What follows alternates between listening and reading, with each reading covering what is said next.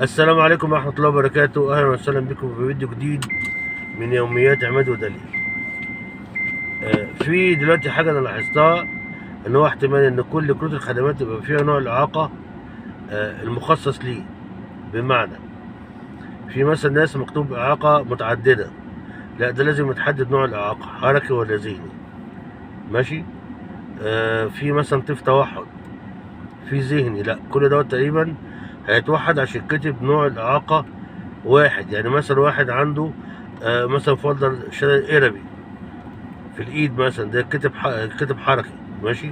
حد عنده طيف توحد هيتكتب ذهني.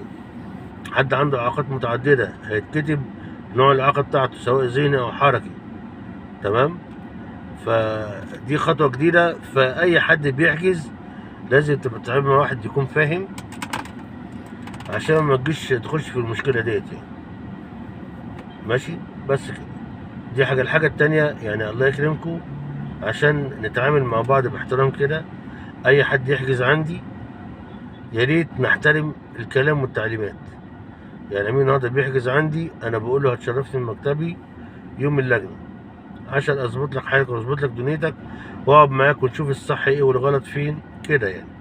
لكن يجي العميل النهارده يقابل واحد في الشارع ملوش 30 لازمة، يقوم واخد منه فلوس ملف بتاعه مدخله جوه عشان يكسب له قرشين، والعميل ما يحترمش كلمته معايا. انا ما بحبش الحته دي اصلا. انا بحب اللي يقول حاجه ينفذها بالملي زي ما اتقالت بالظبط. ماشي يا جماعه. عايزين اصل ده كله برضه لمصلحه العميل. انا بالنسبه لي مش خسران حاجه.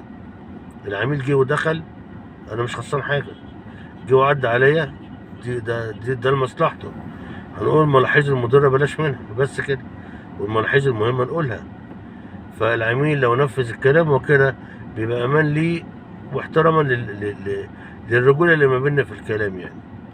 ماشي. واي حد عايز يسال سؤال في العام اوكي.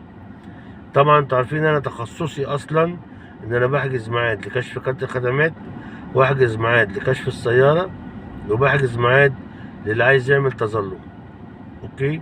واللي جوه مثلا انتهى وعايز يعمل استرداد مثلا من بورسعيد، برضه ده احنا بنعمله له وبنقف جنبيه لحد الاخر. ماشي. وتاني اتعاملوا مع حد يكون فاهم، لان اللي فاهم هينبهك على الاخطاء عشان ما تقربش منها. لان دلوقتي النجاح والله بقى صعب. يلا السلام عليكم ورحمه الله وبركاته. مع السلامه.